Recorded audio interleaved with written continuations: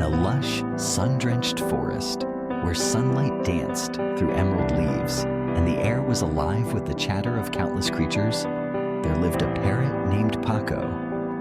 Paco was a striking bird with feathers that glimmered in shades of jade and turquoise and eyes as bright as polished amber. His voice, clear and melodious, echoed through the treetops every morning, delighting all who heard him.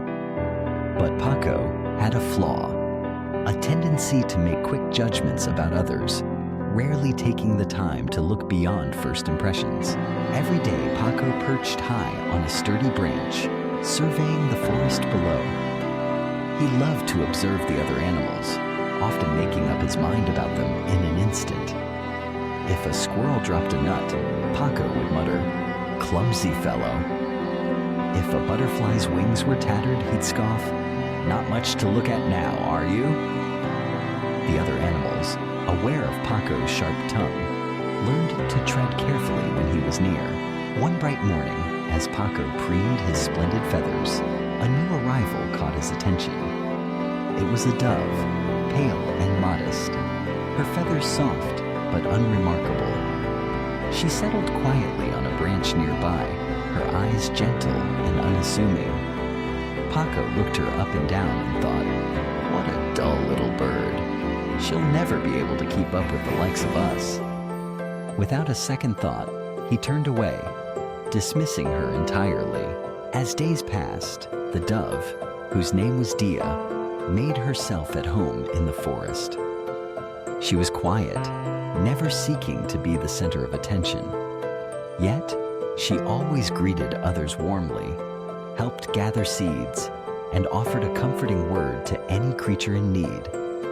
Paco, however, barely noticed her good deeds. Instead, he continued his habit of quick judgments, rarely stopping to consider the hearts of those around him. One afternoon, as the sun dipped low and painted the sky in hues of gold and rose, a sudden commotion rippled through the forest. The wise old owl, revered by all, had lost a precious feather, a symbol of wisdom and peace among the animals.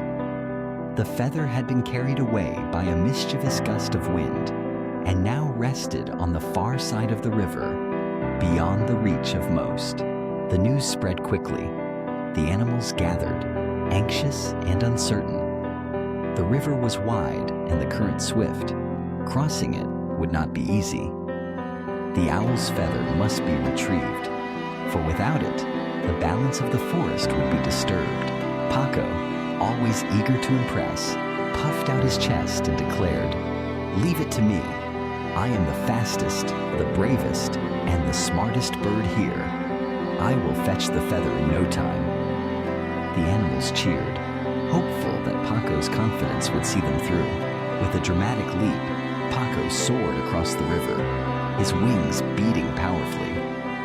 But as he approached the far bank, a sudden gust of wind knocked him off balance. He tumbled, narrowly avoiding the water, and landed awkwardly among the reeds. Embarrassed but determined, he searched for the feather. But the wind, playful as ever, picked up the feather and sent it spinning even farther away, deeper into a tangled thicket. Paco, unused to obstacles he couldn't conquer with speed or wit, grew flustered. The thicket was dense, the brambles sharp. His brilliant feathers snagged and tore as he tried to push through. At last, exhausted and defeated, Paco limped back to the waiting animals, his pride wounded and his feathers in disarray. The crowd murmured in concern, but Paco could hardly meet their eyes. He had been so sure of himself, so quick to judge his own abilities as superior, yet he had failed. Just then, Dia the dove stepped forward. Her eyes shone with quiet determination. "May I try?" she asked softly. Paco scoffed, though less loudly than before. "If I can't do it, how could you possibly succeed?" But the other animals, touched by Dia's gentle nature and willingness to help, nodded their encouragement. Dia took flight, her movements calm and measured, She glided gracefully across the river, her wings barely disturbing the surface of the water. Rather than rushing, she circled slowly, observing the wind's patterns. She watched as the feather danced along the ground, then waited patiently as another breeze brought it closer to the edge of the thicket. When the moment was right, Dia slipped delicately into the brambles, her smaller size allowing her to move where Paco could not. She moved carefully, never forcing her way, and soon reached the feather. With a gentle beak, she picked it up and made her way back, pausing now and then to avoid getting caught. At last, Dia emerged from the thicket, the precious feather held triumphantly. She flew back across the river, her flight steady and sure. The animals erupted in cheers as she landed, returning the feather to the grateful owl. Paco watched, humbled and amazed. He had been so quick to judge Dia, dismissing her as dull and unremarkable. Yet it was her patience, her wisdom, and her gentle approach that had saved the day.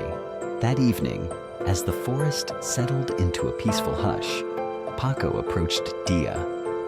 His voice, usually so bold, was now soft with humility. "I misjudged you," he admitted. "I thought I knew everything at a glance, but I see now how wrong I was. You have shown us all the strength and kindness, and the wisdom and patience." Dia smiled, her eyes warm. "We all have something to offer, Paco. Sometimes it's worth taking the time to see what lies beneath the surface."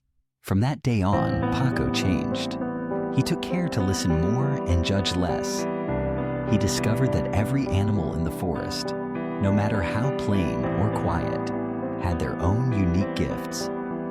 And as he learned to look beyond appearances, he found himself richer in friendship and understanding. The forest, too, became a kinder place, where animals were quick to help and slow to judge. And so, the cost of a quick judgment was remembered not as a regret, but as a lesson, a reminder that true wisdom lies in seeing with the heart, not just the eyes.